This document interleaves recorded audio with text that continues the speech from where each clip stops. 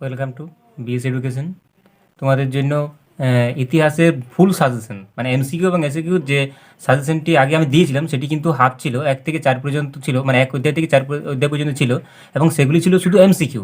এখন যে ভিডিওটি হচ্ছে সেটি কিন্তু তোমাদের এমসিকিউ এবং এসিকিউ দুটোই আছে।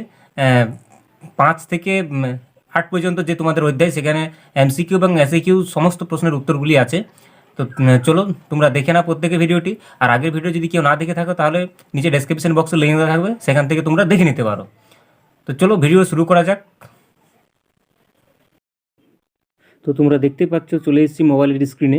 তো দেখো এখানে পঞ্চম অধ্যায় থেকে আমরা যে বাকি ছিল আমাদের এমসিকিউ প্রশ্নগুলি সেগুলি নিয়ে প্রথমে আলোচনা করব, তারপরে কিন্তু যে 25টি এসিকিউ প্রশ্ন আছে তার উত্তরগুলি নিয়ে আলোচনা করব। তো প্রত্যেকের কাছে রিকোয়েস্ট, তোমরা প্রত্যেকে ভিডিওটি শেষ পর্যন্ত দেখো, নাহলে কিন্তু এসিকিউ প্রশ্নের উত্তরগুলি তোমরা মিস করে যাবে। দেখে নাও 1 নম্বর প্রশ্নে যেটি রয়েছে সেটি হলো মর্লে মিন্টো সংস্কার আইন প্রবর্তিত হয়।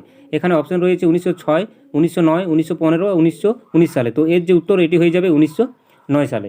এরপর 2 নম্বর দাগে যে প্রশ্নটি রয়েছে সেটি হলো 1909 খ্রিস্টাব্দে ভারতের ভাইসরয় ছিলেন Montagu, Chelmsford, Lord Curzon, Lord Minto. তো এর যে উত্তর সেটি হবে অপশন ডি, লর্ড মিন্টো।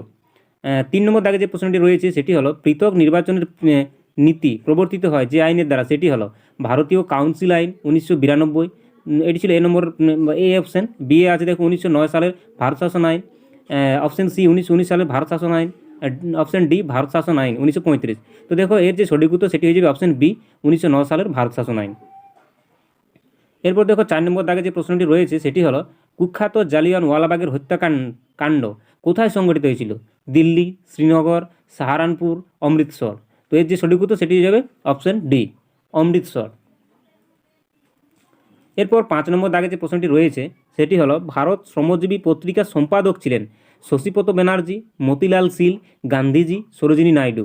তো এই যে সঠিক উত্তর হয়ে যাবে সেটি হচ্ছে অপশন এ, শশীপদ ব্যানার্জি। এবার 6 নম্বর দাগে যে প্রশ্নটি রয়েছে সেটি হলো মিরাট ষড়যন্ত্র মামলা শুরু হয়। Option A 1927, 1929, 1932, option D 1935। তো দেখো এর সঠিক উত্তর হয়ে যাবে অপশন বি, 1929। 7 নম্বর দাগে যে প্রশ্নটি রয়েছে সেটি হলো মুসলিম লীগের প্রতিষ্ঠাতা হলেন। অপশন এ আগা খাঁ, সালিমুল্লাহ, মোহাম্মদ আলী জিন্না, সৈয়দ আহমেদ খান। তো এই সঠিক উত্তর সেটি হয়ে যাবে অপশন এ, আগা খাঁ। 8 নম্বর যে প্রশ্নটি রয়েছে সেটি হলো লখনৌ চুক্তি কবে সম্পাদিত হয়? 1916, 1919, 1909 খ্রিস্টাব্দে এবং 1909 এবং 1906। তো দেখো এর সঠিক উত্তর হয়ে যাবে অপশন এ, 1916 খ্রিস্টাব্দে লখনৌ চুক্তিটা সম্পাদিত হয়েছিল। এরপর দেখো 9 নম্বর দাগে যে প্রশ্নটি রয়েছে সেটি হলো দ্বিতীয় বিশ্বযুদ্ধের সময় মার্কিন রাষ্ট্রপতি ছিলেন Woodrow Wilson, Hoover, Roosevelt, Truman. তো এই যে সঠিক উত্তর সেটি হয়ে যাবে অপশন সি, রুজভেল্ট। 10 নম্বর দাগে যে প্রশ্নটি রয়েছে সেটি হলো দ্বিতীয় বিশ্বযুদ্ধ শুরুর সময় ভারতের বড়লাট কে ছিলেন? Option A Linlithgow, Attlee, Cripps, Mountbatten. তো এর যে সঠিক উত্তর সেটি যাবে অপশন এ, লিন লিথগো। এরপর দেখো 11 নম্বর দাগে যে প্রশ্নটি রয়েছে সেটি হলো ত্রিপুরী কংগ্রেসে সুভাষ চন্দ্র বোস এর প্রতিদ্বন্দ্বী ছিলেন গোবিন্দ বল্লভ পন্ত, চক্রবর্তী রাজা গোপালাচারী, পট্টভি সীতারামায়া, জওহরলাল নেহেরু। তো এর যে সঠিক উত্তর হয়ে যাবে সেটি হচ্ছে অপশন সি, পট্টভি সীতারামায়া। এরপর দেখো 12 নম্বর দাগে যে প্রশ্নটি রয়েছে সেটি হলো আজাদ হিন্দ বাহিনী সর্বপ্রথম ভারতের যে শহরটি দখল করেছিল সেটি হলো আইজল, দিসপুর, ইম্ফল, কোহিমা। তো এই যে সঠিক উত্তর সেটি যাবে অপশন ডি, কোহিমা।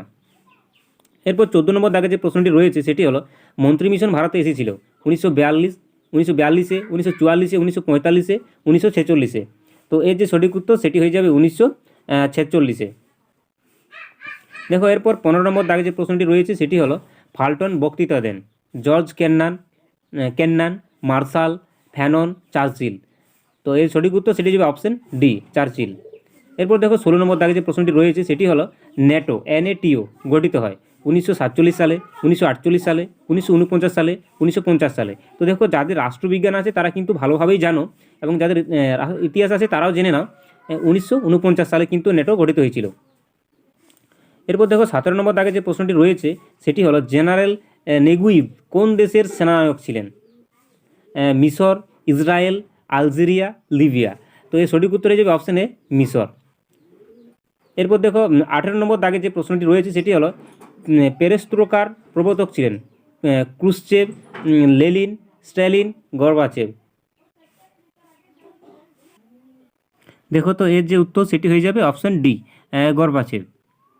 এরপর দেখো 19 নম্বর দাগে যে প্রশ্নটি রয়েছে সেটি হলো তৃতীয় বিশ্ব কথাটি প্রথম ব্যবহার করেন Walter Lippmann, Alfred Sauvy, Bernard Baruch, John কে।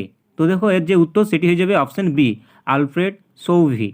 এরপর দেখো এমসিকিউর যে লাস্ট প্রশ্ন সেটি 20 নম্বরে রয়েছে, প্যাট্রিক কুলুম্বা কোন দেশের প্রধানমন্ত্রী ছিলেন? ঘানা, কঙ্গো, জামাইকা, মাল্টা। তো এর যে উত্তর সেটি হয়ে যাবে অপশন বি, কঙ্গো। এগুলি ছিল তোমাদের বাকি এমসিকিউ প্রশ্নের উত্তর। এরপর দেখো শুরু হচ্ছে সমস্ত তোমাদের ইতিহাস, এই সমস্ত ইতিহাস বই থেকে যে এমসিকিউগুলো পরীক্ষা আসার সম্ভাবনা আছে সেইগুলো এরপর শুরু করছি। তো দেখো আমার চ্যানেলে যদি কেউ নতুন হয়ে থাকো তাহলে চ্যানেলটি সাবস্ক্রাইব করে রাখো পরবর্তী এ ধরনের আরও ভিডিও পাওয়ার জন্য। তো দেখো এমসিকিউগুলি একটু ভালো করে দেখে নাও। সাম্রাজ্যবাদ বলতে কী বোঝো? এর উত্তরটি একটু দেখো, সাধারণভাবে বড় শক্তিশালী রাষ্ট্র কর্তৃক দ্বারা অপেক্ষাকৃত দুর্বল রাষ্ট্রের উপর ঔপনিবেশিক শাসন প্রতিষ্ঠাকে বলা হয় সাম্রাজ্যবাদ। এরপর দেখো 2 নম্বরে যে প্রশ্নটি রয়েছে সেটি হলো ভাস্কো দা গামা কবে ভারতে আসেন? দেখো এর উত্তরটি হচ্ছে ভাস্কো দা গামা 1498 খ্রিস্টাব্দের 20 মে ভারতের কালিকট বন্দরে প্রথম পদার্পণ করেন বা এসেছিলেন। এরপর দেখো 3 নম্বরে যে প্রশ্নটি রয়েছে সেটি হলো ভারতের কোথায় প্রথম ইংরেজ বাণিজ্য কেন্দ্র স্থাপিত হয়? তো দেখো এখানে এটির উত্তরটি হবে 1612 খ্রিস্টাব্দে বা সালে ভারতের পশ্চিম উপকূলে অবস্থিত সুরাট বন্দরে ইংরেজরা সর্বপ্রথম বাণিজ্য কেন্দ্র বা কুঠি স্থাপন করেন। দেখো এরপর 4 নম্বর যে প্রশ্নটি রয়েছে সেটি হলো উন্মুক্ত দ্বার নীতি কে ঘোষণা করেন? তো দেখো উন্মুক্ত দ্বার নীতি আমরা প্রত্যেকেই জানি যে চীনে প্রথম এটি হয়েছিল। চীনে উন্মুক্ত দ্বার নীতি ঘোষণা করেন মার্কিন পররাষ্ট্র সচিব জন হে। এরপর দেখো 5 নম্বর দাগে যে প্রশ্নটি রয়েছে সেটি হলো আলীনগরের সন্ধি কখন স্বাক্ষরিত হয়? এর উত্তরটি হয়ে যাবে 1757 সালে 9 ফেব্রুয়ারি ব্রিটিশ ইস্ট ইন্ডিয়া কোম্পানির রবার্ট ক্লাইভ এবং বাংলার নবাব মির্জা মুহাম্মদ সিরাজউদ্দৌলার মোহাম্মদ সিরাজউদ্দৌলার মধ্যে আলীনগরের চুক্তিটা স্বাক্ষরিত হয়েছিল। এরপর দেখো 6 নম্বরে যে প্রশ্নটি রয়েছে সেটি হলো বক্সারের যুদ্ধ কবে হয়েছিল? এর উত্তরটি যে বক্সারের যুদ্ধ হয়েছিল 22 অক্টোবর 1764 খ্রিস্টাব্দে এবং এই যুদ্ধ বাংলার নবাব মীর কাসিম এবং নবাব সুজাউদ্দৌলা এবং মুঘল শাসক দ্বিতীয় শাহ আমলের যৌথ বাহিনী এবং ব্রিটিশদের মধ্যে হয়েছিল। এরপর দেখো 7 নম্বর দাগের যে প্রশ্নটি রয়েছে সেটি হলো সূর্যাস্ত আইন কি? এর উত্তরটি যাবে সূর্যাস্ত আইন বলতে বোঝায় এমন একটি আইন যা নির্দিষ্ট সময়ের মধ্যে রাজস্ব পরিশোধ না করলে জমিদারি বাতিল করে দেওয়ার বিধান রাখে বা নিয়ম রাখে। এই আইনটি ব্রিটিশ ইস্ট ইন্ডিয়া কোম্পানি ভারতে চিরস্থায়ী বন্দোবস্ত প্রবর্তনের সময় প্রবর্তন করেছিল। এরপর দেখো 8 নম্বরের যে প্রশ্নটি রয়েছে সেটি হলো ভারতে কবে রেলপথ স্থাপিত হয়? এর উত্তরটি হয়ে যাবে 1853 থেকে 54 সালে বোম্বাই থেকে থানে পর্যন্ত প্রথম ভারতে রেলপথ স্থাপিত হয়েছিল। এবার 9 নম্বর দাগে যে প্রশ্নটি রয়েছে সেটি হলো শ্রীরামপুর ত্রয়ী কাদের বলা হতো? এর উত্তরটি হয়ে যাবে খ্রিস্টান মিশনারি উইলিয়াম কেরি, মার্সম্যান ও উইলিয়াম ওয়ার্ড, এই 3 জনকে একত্রে শ্রীরামপুর ত্রয়ী বলা হয়। দেখো এরপর 10 নম্বর দাগে যে প্রশ্নটি রয়েছে সেটি হলো প্রাচ্যবাদী কাদের বলা হয়? উত্তরটি হবে যে সমস্ত ব্যক্তি ভারতে প্রাচ্য শিক্ষাকে শিক্ষাকে সমর্থন করেছিল, পাশ্চাত্য নয়, প্রাচ্য দেশীয় শিক্ষাকে সমর্থন করেছিল। তাদের মধ্যে উল্লেখযোগ্য হলো Warren Hastings, Colebrooke, Henry Prinsep, William Jones প্রমুখ। এরা ইতিহাসে প্রাচ্যবাদী ও ওরিয়েন্টালস নামে পরিচিত। পাশ্চাত্য এবং পাশ্চাত্য যদি বলা হয় তাহলে প্রাচ্য স্বদেশ এবং পাশ্চাত্য বিদেশ। তো দেখো এখানে প্রাচ্যবাদী বলা হয়েছে যারা বিদেশি হওয়া সত্ত্বেও ভারতীয় শিক্ষাকে সমর্থন করেছিল। এরপর দেখো 11 নম্বরে যে প্রশ্নটি রয়েছে সেটি হলো চুইয়ে পড়া নীতি কী? এর উত্তরটি হয়ে যাবে মেকলের বক্তব্য অনুসারে সমাজের উচ্চ বর্গের কিছু মানুষ পাশ্চাত্য শিক্ষায় শিক্ষিত হলে তাদের মাধ্যমে ধীরে ধীরে সমাজের নিম্ন স্তরের শিক্ষা ছড়িয়ে পড়বে, ফলে সমাজের নিচের মানুষেরাও শিক্ষিত হবে। শিক্ষা বিস্তারের এই তত্ত্বই ডাউনওয়ার্ড ফিল্ট্রেশন থিওরি বা ক্রমনিম্ন পরিশ্রুত নীতি নামে পরিচিত। এটি কিন্তু তোমরা তোমাদের মতন করে লিখতে পারো যদি পড়া হয়ে যাচ্ছে। তারপর দেখো 12 নম্বরে যে প্রশ্নটি রয়েছে সেটি হলো আর্য সমাজের প্রতিষ্ঠাতা কে? এর উত্তরটি হয়ে যাবে দয়ানন্দ সরস্বতী। এরপর দেখো 13 নম্বর দাগে যে প্রশ্নটি রয়েছে সেটি হলো স্বরাজ্য দল কে প্রতিষ্ঠা করেন? এর উত্তর হয়ে যাবে চিত্তরঞ্জন দাস ও মতিলাল নেহরু। এসিকিউ মোট 25টা আছে এবং এমসিকিউ 20টা, মোট 45টি প্রশ্নের উত্তর তোমাদের বলে দেওয়া হচ্ছে। অর্থাৎ ভিডিওটি একটু বড় হচ্ছে, তোমরা ধৈর্য সহকারে একটু দেখো।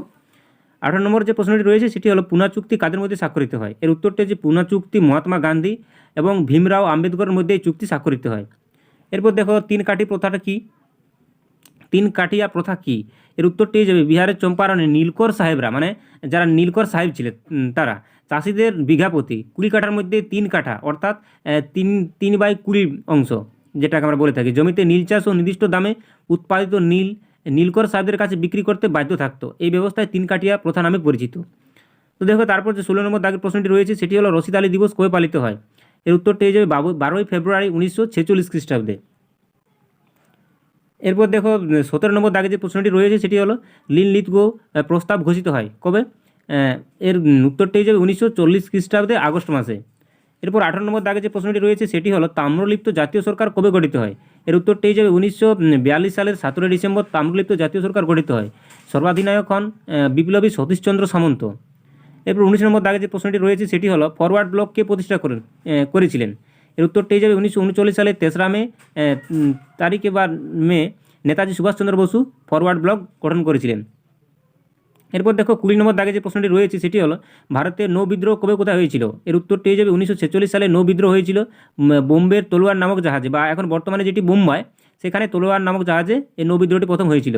ভিয়েতনামে কবে প্রজাতন্ত্র প্রতিষ্ঠা হয়েছিল, এর উত্তরটি হয়ে যাবে ভিয়েতনামের সমাজতান্ত্রিক প্রজাতন্ত্র 1976 সালে জুলাই মাসে প্রতিষ্ঠিত হয়েছিল। এরপর দেখো NATO এর পুরো নাম কি, নর্থ আটলান্টিক ট্রিটি অর্গানাইজেশন। দেখো এখানে ইংরেজি এবং বাংলা দুটোই আমি বানানটি লিখে দিয়েছি, তোমরা তোমাদের মতন করে লিখে নিবে। এরপর দেখো ফিদল কে ছিল বা ফিদল কাস্তো কে ছিলেন, এর উত্তরটি হচ্ছে জাতীয়তাবাদী নেতা ও কমিউনিস্ট পার্টির প্রথম সম্পাদক ছিলেন এই ফিদল কাস্তো, QR। জেনেভা সম্মেলন কেন ডাকা হয়, দেখো এর উত্তরটি ফ্রান্স ও ভিয়েতনামের মধ্যে মধ্যে যুদ্ধে ফ্রান্সের পরাজয়ের পর ভিয়েতনামের ভবিষ্যৎ নির্ধারণের উদ্দেশ্যে 1954 খ্রিস্টাব্দে জেনেভা সম্মেলন ডাকা হয়েছিল। এখানে কেন হয়ে গেছে ডাকা হয়েছিল এটি হবে। এরপর দেখো সিকিউ লাস্ট প্রশ্ন সেটি হলো মার্শাল টিটো কে ছিলেন, এর উত্তরটি হয়ে যাবে যুগোস্লোভিয়ার রাষ্ট্রপ্রধান ছিল। তো আজকের ভিডিও এই পর্যন্তই। ভিডিও আমাদের ভালো লেগে থাকে তাহলে প্রত্যেকে একটি করে, এবং চ্যানেলে যদি নতুন হয়ে থাকো চ্যানেলটি সাবস্ক্রাইব করে রাখো পরবর্তীতে এই ধরনের ভিডিও পাওয়ার জন্য। হ্যাঁ, আর যদি আমার কোনো জায়গায় প্রিন্টে মিস্টেক হয়েছে বা কোনো উত্তর আমি ভুল বলেছি তাহলে তোমরা কিন্তু প্রত্যেকেই কমেন্টে জানাও।